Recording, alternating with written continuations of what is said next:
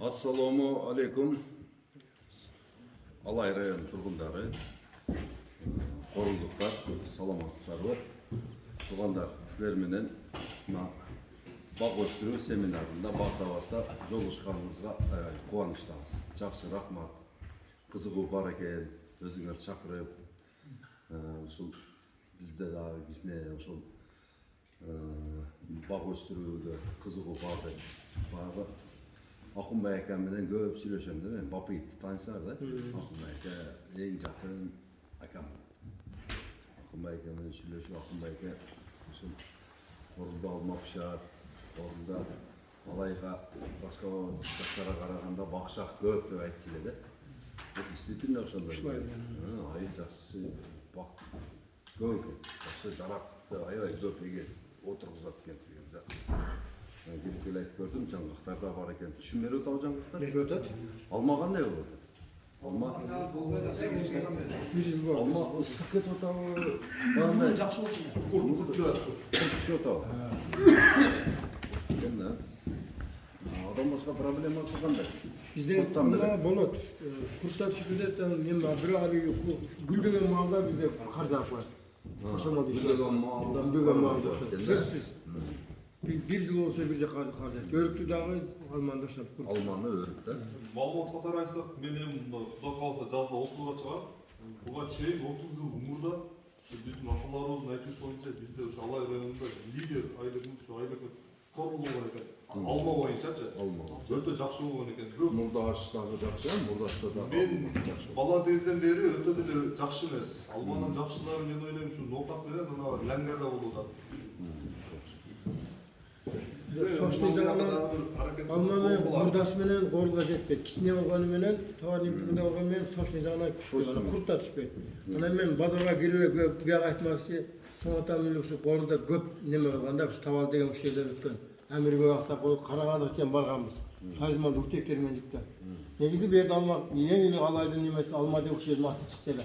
Азыр негедир алар жок. Же алар карып бүттү, же негедир аба ырайы өзгөрдү, бир нерсе болду да анан. Мына ошол жолдо жалаң алма отургузат элеңер дагы тал терек жок эле да. Мына мисалы үчүн көбүбүз Москвага барганбыз, Москвага барганда квартирада жашап калганбыз. Квартирада жашап атканда баягындай таксичный адамдар бар да.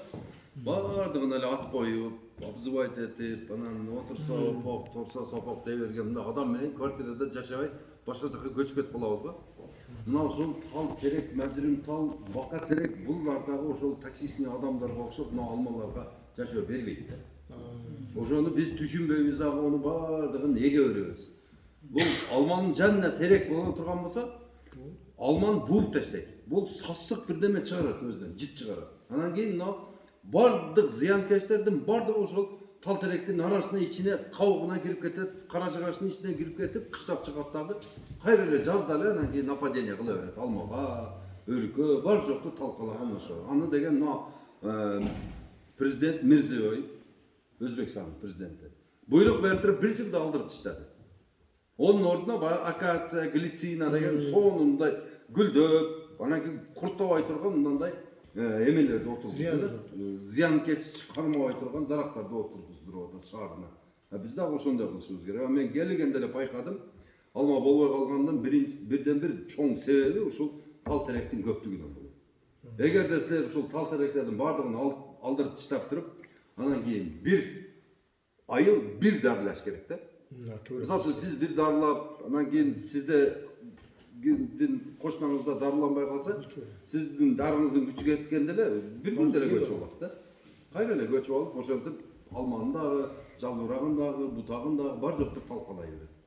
Анан эң эле көбүнчө ушул алма болбой калгандын себеби бул бутоодо. Бутоо жарашпай калат да. Биз баа бутаганда катып алып таштайбыз. Анан алмага сигнал келет да. Өсүшүм керек турбайбы деп. Анан бутак кой бере берет. Анан аны дагы аласыңар, дагы кой берет. Дагы анан кийин акырында жүдөп эч нерсе кыла албай алма болсо эркектеп кетет. Жалаң эркек шак болуп калат да. Ошон үчүн алманы мына жаз келгенде алманын бүчүрүн окушту үйрөнүш керек.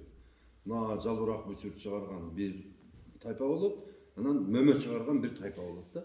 Ошону танып туруп анан эркек шактарды гана 1ден 2ден 3дөн алып жесткий бутоо бербеш керек. Жесткий бутоо бергенде камчы бутактар чыгара берет. Бутагандан кийин майда обязательно баягы 2 кулак болуп мынтип чыгат. Баягы жерден дагы камчы бутак. Анан ошону флизин деп коет. Ошону кол менен терип ташташ керек. Терип берсең кичинелигинен тарбиялайсың да.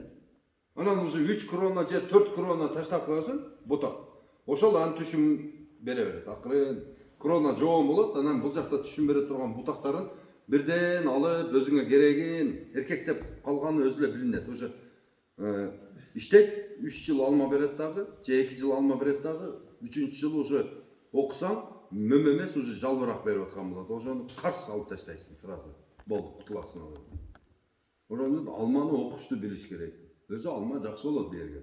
Курттан коркпогула. Сиздин курттарыңар 2 жолу эле поколение берет, анан жок болот. Ылдыйда болсо 8 жолу алмашат. Сиздердиген дарыласа болот. Азыр жаңы дарылар чыккан. Азыртан себиш керек да ошону. Мына айылда отуруп бир маслихатка массаны кийгизип, жакшына болуп өзүңөрчө бир неме кылышыңар керек да. Мына тал теректи тазалайлы. Мына алма жейли. Мына bir tal ektiniz de, bir alma ektiniz de. Ekö өсүп баштады. Talınız эми канча жылда жетилет? 20. Эң азы 15 дейм.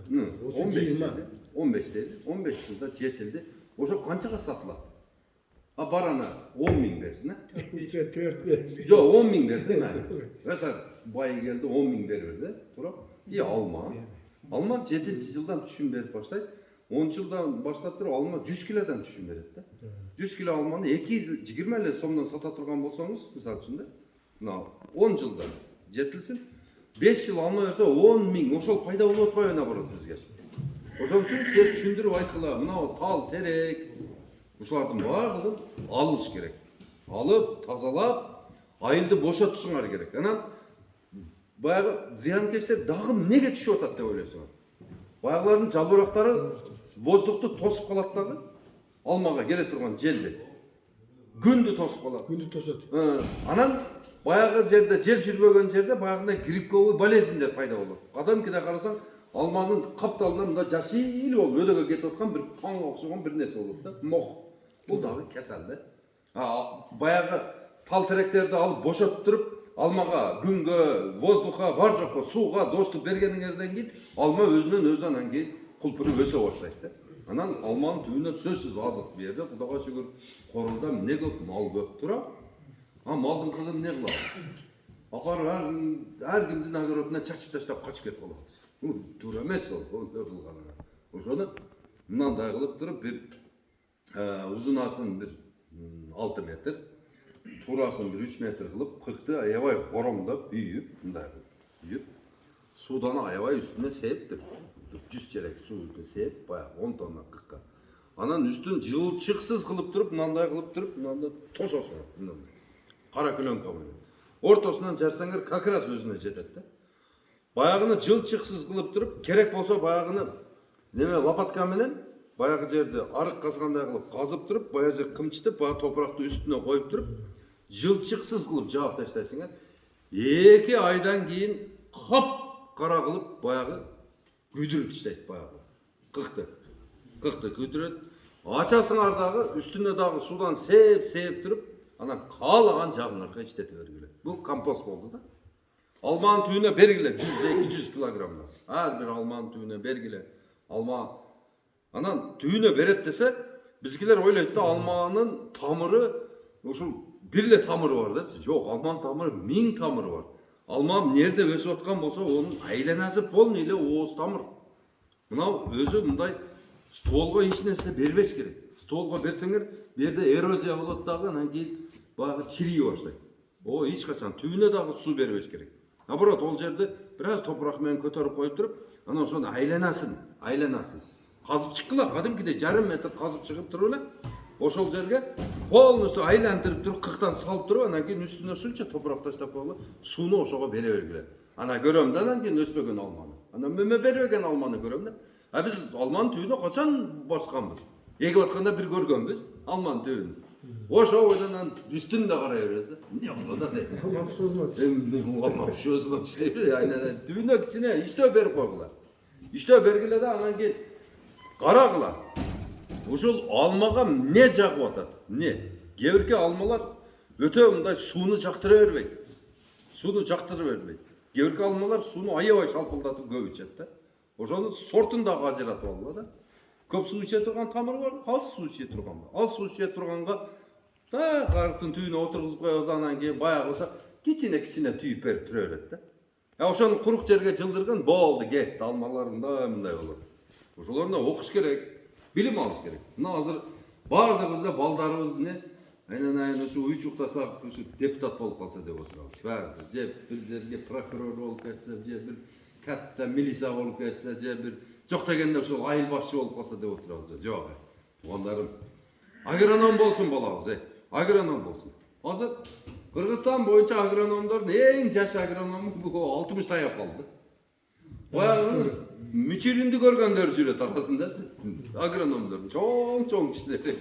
Анан баягылардан эми сурасаң, алар жаңыча баягы азыркы дарилер менен, азыркы жер семирткичтер менен, азыркы бутоо менен, азыркы менен теги эле тааныштыгы жок. Бирок айлыкты алып, кадимкидей ушу отурат да. Мына ушуларды алмаштырыш үчүн мына балдарды окууга жөнөткүлө, буну кармап отура берип, же биздикилер сразу эле 11-ди бүтүшү менен эле Россияга айда беребиз. Россияга барат, көп болсо бир баягы 07 машина минип келет де 5 жылда. Онун не кереги бар сага? Ол 07-ни азыр берди, 100 000 сомго берип атат. Туруп, бир жакшы бейиң алып чыксаң 07 аласың. Тура? Не кереги бар? Ондан көрөктү баланы окуткула.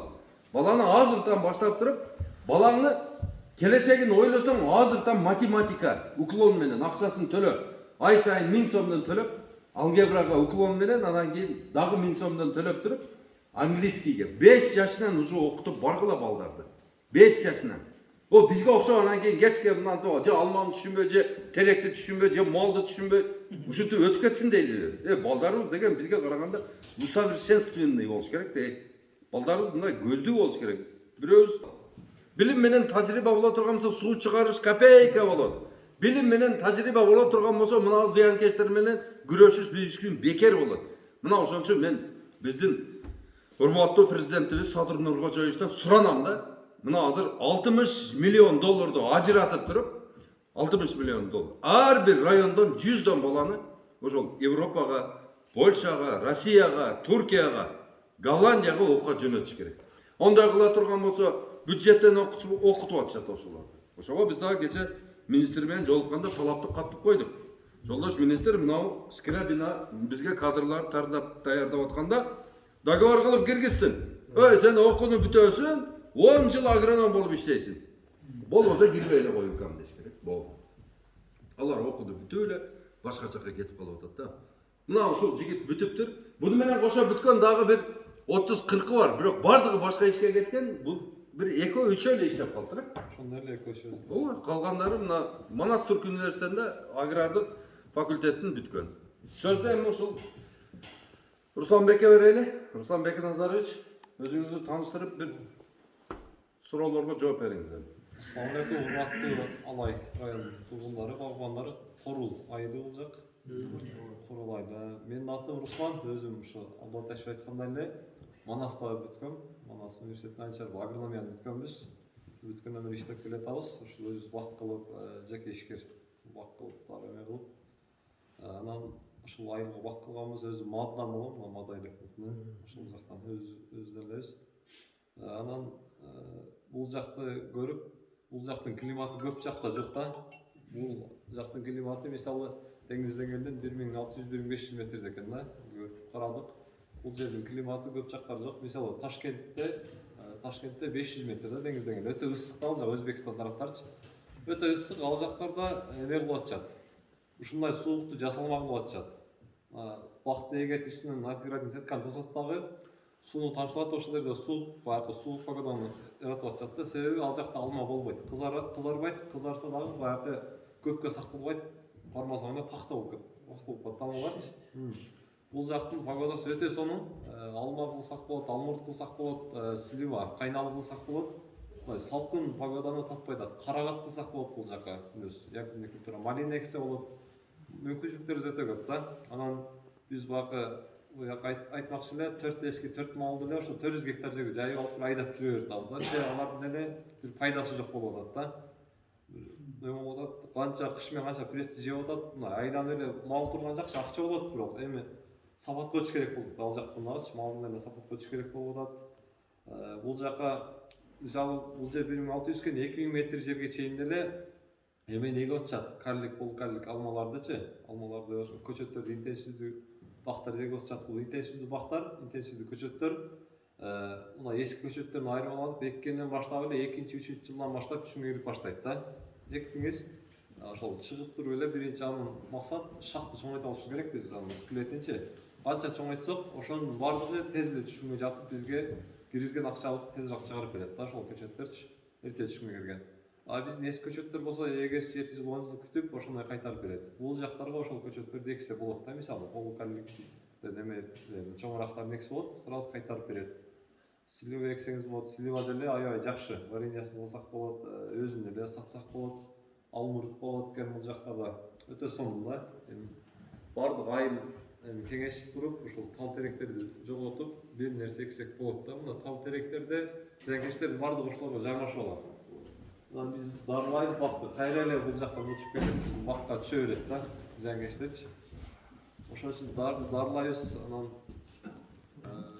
дагы айта турган нерселер эстен чыгып атат силер суроолоруңар бере бергиле эмне сурооңар болсо ушул бак тууралуу эмне тууралуу эмне болуп атат мен бактылайын деп аттым эле өзү канча сотуктан тийген үлүш жерлер бар бул жакта сууга Bizim negizden alanda sular diye kaynak yok bizde. Doktor kaynaklar. Her bir cenginden 20 сотуктан 15 сотиге çoğurdu 5 сотиге kaynak aydı. Кайда Suvatta yer yok. Tamar kadroları бирок сайдан чыгарса болсо керек суу Yok. Kaynakı var dedi. В принципе, bizde su проблема дейбиз да, баягы тамчылатып, балык келип сугарса болот. Güzel balık tutsun. суу Суу өтө эле тартыш айыл эмес. Суу деңгили. Тамаркага пикир кылып атасыңар да азыр кудай кааласа баягы тазалап бар жок алып таштап анан ошондо бирдиктүү кылгыла мейли чтобы мына сатканда дагы бир мисалы үчүн бир тамаркада 5 сотик боло турган болсо ошол жерге 60 көчөт батат да 60 көчөт баягы алмурут боло турган болсо үстүнө киргенде 3 тоннадан түшүм берет да ошондо бир канча кожолук болсо баардыгыңыздар бирдей отургузсаңыздар анан сатканда эртеге машина кирип эле онда поворотко токтоп берет алып келип эле салып акчасын алып бересиздер да үч коргондо ошондой да баардыгы бирдей отургузат бир чыгат бир сатат олордо сибиренко алма бар экен азыр ошону алып чыгып сатышат көк алманы анан кийин килеси бар болду бир эле эмеде клиент келет бааны бир коюп коюшат 280 деп чечилсе ошодон чүрүшпөйт алманы 70 деп чечилсе же 60 десе ошодон түшүрбөй эле сата беришет да аксакалдар эле бата берип чечип коет мына болду былтыр мынчадан эле мындай болду доллар кымбаттады анан кымбаттады мындай туран кичине кошуп туруп 10 000 деп коет ошол бойдон сатыла берет да боюнча маалыматты азыр Руслан берет Mende bir sürü var. Şöyle şey. Bir elma var. Ben onu 4-5 tip. Genelde suğurup anam tamırda çıkandan ekkemin. Bir yılına düşüm aldım. Bir 30-40. Oşuna bir alba koydu. Ayavay güldeydi. At bak o kar bol güldeydi de canısı. Güldeydi. Güldesinde. İşte sen var. Чаңаштырган сорту жок экен анда. Чек үлүп түшүп калат. Ал сортты билиш керек, ошол сорттун өзгөчөлүгүн такташ керек, анан ошону чаңаштырган сорту кошуп эгиш керек да. Başka sorta Башка сортту кошуп эгиш керек. Чаңаштырсыз жок окшойт. Биалма кылсаңар дагы өтө жакшы билишет. Биалма, алмурут, алма. Birinci yıl oldu da birinci yıl oldu. Биринчи жылы алат алып калыптыр да. Бул чаңаштырсыз сорт жок. Бардыгы эле нерсе бадам болсун, башка болсун чаңаштырсыз жок эле. Көп жерде мына кокустан Аллахтын кереметинен биринчи жылы алып калат көп элечи. Ошондон бери албай атам. Oşuna bir 10 yıl ötüp gitti. Bizde ne gidiyor? Badam var 60. Кайер? Kapçılayda salıklarım bir anda. Бияка бала эккенсиң. Adam söt sonrası. Badam tüyötten danaga жақсы болуп кетти. Иши пиши болуп калат. O şunda Oyupta gördük, suvarmayla gördük. görsüz bir diyen oldu. О, бир эле сортту. Бир эле сортту. Чаңдаштыруусу жок же, калий, кальций жетишпегенден аны ичи толбой калат, бирок основной чаңдашпаган да. Хора болуп тийип атпайбы? Ичи жок. Бадамдын ич курту деген бар, бадам. Ичин жеп коюш мүмкүн, караш керек. Бар некете өзүнчө солуп калат жөнүндө.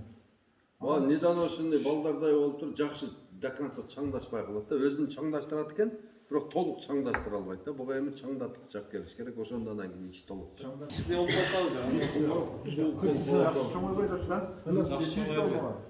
Кырты саас. Бул карлык гречип кеткенбиз. Полукарлык речи мен үйүмдө азыр 2018-жылкы эккен алмадан азыр 30 кило, 35 килодон алып атабыз. Полукарлык. Сууктук болуп атабы, эмне бу? Жок, кыртыгайда кырты саас. Жер арыкпы дейм. Албайт да. азык сатып бересиңерби? Эң койгон жерде алма пиштеп. Бир нерсе берип атасыңар, астынан чиринди,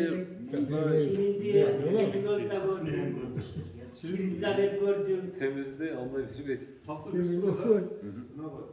ол бирок баштан өттү. Бизде алма болчу эле, ол кадимдей эле алма ушунтип эле жүрө берчү эле да.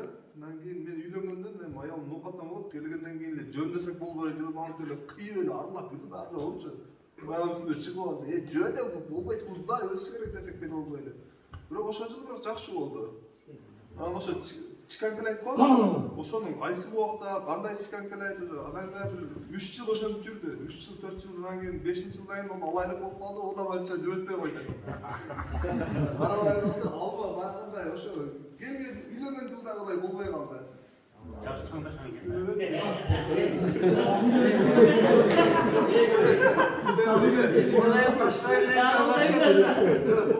Бирок мындай билип алган жакшы да. Негизи ошондой неме. Бирден сурап алып. 35 ток алма келди. Жанатта. Анан ошону биз күзөөгө алып эккен. Ал уже мына кол баардыгы эскирип жоготуп алып башка жамгат. Ошол 35 томунан бирөө 20 жыл алып алды да.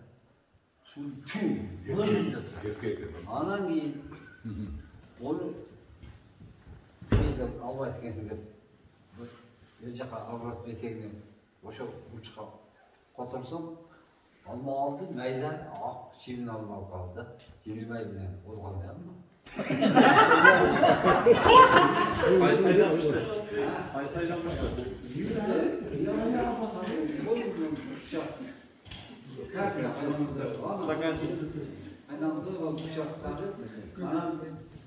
Onlar bir iki şey koydu. Bir de var başta göstermek için ama. Çevirmez mi? Onlardan tutar koydum. Ол жерде чаңдашпай турган да.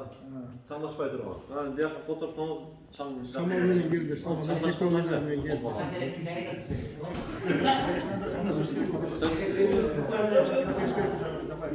Жок, сортту тактап ошо сорттун именно эркегин алыш керек да. Ошол сортту. Эркектерин жабырактан ажыратса болобу? Жок. Мисалы, мына бизде кокон гирас сорткайбы? Бул жерде белгилүү сорттор бар. Ана ошол жерде гирастар турат. Регина, Эрлори, Кордия, Зират деп сорттор турат. Бул сорттун характеристикасы бар да. Ушул сортту мынабы чаңдаштырат, мунун эркеги мына, бейси мына, айгыры мына деп туруп биз эме кылабыз да. Мисалы, мынакей, чаңдаштыруучу сорт мына Регинаныкы. Зират, Ламберт, Старк Голд деген. Ушул 3 сорт мынаны чаңдаштырат. Анан сиздин сортуңузду билсек, муну окумуштуулар тактап, анализдеп туруп, ушул сорту чыгарышкан, анан эркегин табышкан да. Анан сиздин сортуңузду билсек, ар бир гилясын шагын алып келип туруп, гүлүн алып келип чаңдаштырып туруп, ошол өзү жабып туруп, анан кийин ошол кайсынысын чаңдаштырса, биз дагы ушул гилясыбек мына сорт чаңдаштырат экен деп туруп жазат элек да. Ошол гилясыбек сортун билсек. Сорту белгисиз болсо, бул жерде биз эч нерсе кыла албайбыз. Мына Кордияныкы, Регина, Карина, Саммит, Бурлат деп Меркант ошондой сорттор турат чаңдаштырганчы. Сортун кайдан билесиң? Аны эми баягындай алган адамдан сурап көрүш керек да. Не тамырга булагансың буну? Мененики булаган бизде Могилевка сасыкай деп коет. Могилевка бар. Могилевка. O kişine şoşuşlu kişine gelip hocam payla söyle. Oo. O daha kolay şamol jeldi şunday. Dilersinde kişine gelip bir açık jeldi de şunday. Oo. Oşa bolan bizga to'xsa bo'lsa bo'ladi. Bizdiki bo'yicha manavi to'proqni qirtishdan jarsa bir tamirdan emas, Mogilevka deb atmaysizlar. Mogilevka bo'ladi, qora gilas bo'ladi, o'zining boshqa karlik, polkarlik tamirlar bo'ladi-da. Anan to'proqning analizine jarasha oshol bir tamirga ulangan sort bereriz da, işte bir sort beriladi-da. Anan 10 kelgende ko'chat olib kelib turib egerbeyiz da. Anan maga muna ko'chat ber desang, akayaslar jaqqa bu ko'chat eshpey qolat ekan. Buna özetkene turib bir dagı bir ko'chat tanlap bereriz sizlarga sortçu. 10 kelgende men berбес. Kilas aldı otası olub aytasыз өзү. Kilas bu türlü güldödü. Vay çok güldödü. Qancha yılda güldü? 4-5 yıl var güldödü. 4-5 yılga var güldü da. Emi kızıl çotur gilas deganni bilesizler. Kızıl çotur gilas dep koyat, bir jagı sarı, bir jagı kızıl bolot. Ani Dragana жолтая. Ошо экөөнү алып келип отургузуп көргүлө. Ошондон да результатты көрөбүз да, эмне болот? Sarı gilas, kara gilas. Hadi Almanı bir bakta çıkan gelende onları sak burada 90 Ошол тууралуу бизде Buto var. şu buto. Buto деген мисалы дарак болсо, даракты элестетебиз. Бутонун логикасы Мына бутонун логикасы мындай да. Күн тийиш керек бардык жерде. Күн тийиш керек дагы шамал өтүш керек. Ушул эки нерсени эске алып туруп, ар бир адам өзүнчө бир буто формасын чыгара берген да. Бирөө тика, бирөө чашка кылып, алар өзү климатка жараша бута алып, бирок ар бир адам өзүнүн фантазиясы да буташчы. Баягы бири-бирине ишет этпеш керек, конкурент болбош керек. Кандай шак, кандай кетип атат, ошол нерде кырсам кандай болот, ошону билиш керек да. Кичине окуулар бар, үйрөнүш керек, анан ошол жаша кырып бериш керек. Erkek şak анан мөмө бере турган шакты таанып алса, ошону тааныш керек. ошо экөөнү таанып алгандан кийин анан карайсың дагы мына шакты мен алып кое турган болсом, мына түбүндөгү шакка көлөкө түшөт, неме, күн тиет деп туруп, анан ошону аласың да. Ошондо күн менен воздух, анан эркек ургачы. Ушуну эле билип алсаң эле бакты бутаганың ошо да. Бутакты окуш аз көрсөтөбүз.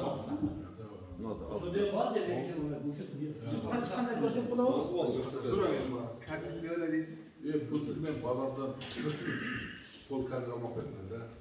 80 santimetre. Kıçası adam batı değil, kırmızı eklemde. Geç, almadı her kaldı. Tutu aldı, sağ aldı, almadı. Быйыл чи? Bu görüldü, bu kanday az böyle oldu. Быйыл кандай Öğrenimde altına böyle. алысыраак көрөсүздөр. Мына азыр түбү эмнеде болсо, ол капликке 30 эле сантиметр бул капталына. Ne veriyorsun ona? Биогумус бересиңер эң жакшы. Же болсо бага мен айткан чириндик, компост. Ошол. Чириген кык болуш керек да. Азыр чирибеген кыкты берип кое турган болсоң, onun içine баягы майский жуктун личинкасы бага ак курт бар го мындай. Ошол келип кетсе, тамырды артып таштайт дагы о мен тинчиде. Бол, кутуласың, келесиң анан кутуласың башы. Күйгүзүш керек да, аябай күйгүзүш керек. Ал немени кык күйүп атканда колуңду салсаң, колуң күйдүрө турган ушундай күйөт. Ошондой күйөт.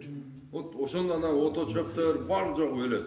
А ошону эле сөл жанга жедирсең, гранулированный биогумус чыгарып берет, жыркалып. Мен ошо биогумустан Sığıncan boyunca da işte malumat verseniz size biz de aslında Бактарап өтүрөлү. Жоғарыда не болады? Анан кийин биогумус беребиз. Бактарап боюнча беребиз. Бактарап. Жана эги отконда бар го, сиз мисалы үчүн ошолдо мен көчөт аласың да, көл алып да. Ошол жердеги туруанан алып келип, пакеттерди. Ошондо түгөн тастаган нектен ошондо өсөт, ушундай бир жактар ошондо сөз ошондой го. Өзү неменин өзү Китепте, Германияда, Голландияда ошол баягы бай мамлекеттерде неме отургузганда баягындай жалкоо эмес, жакшы иштей турган адамдар жашаган жакта ону баягы бетин мына өлчөп алат да, мына 1 метр. Бул жа 1 метр. 4 точка кылат дагы. Анан 20 сантиметр слойду алат дагы. Ону отдельный бир мындай идишке салат. Ушул жери гана өстүрөт да. Ушул жерде гана органика, ушул жерде эле минерал, ушул жерде эле бар да. Башка жерде жок. Мына ошону отдельно алып бир идишке алып коесуңар. Анан түбүн 1 метрге чейин. Bu yakta 80 santimetre kaldı. Ошонун бардыгын алып чыгасыңар. Полный алып чыгып, жайып коесуңар. Баягы эги ошол көчөт эгиккенге чейин жок эле дегенде 15 күн ушундай жатыш керек да. Жанагы кислород алат өзүнө, күн нурун алат, укаланат, майдаленет, анан келип туруп, баягына анан кийин майда элек менен элеп туруп, таштардын баардыгын терип алып таштап, баягыны ордуна кайра саласыңар. 80 сантиметр кайра толду. А буну дагы элейсиңер. Элеп туруп, буну дагы майда кылып чыгарып туруп, анан буга 1/1 чиринди кошосуңар. Чиринди. Кошуп экөөнү. Анан кийин тамырга ошону эгип туруп, анан жан суу берип коесуңар. Болду. Ana göre mi ösme gönderine?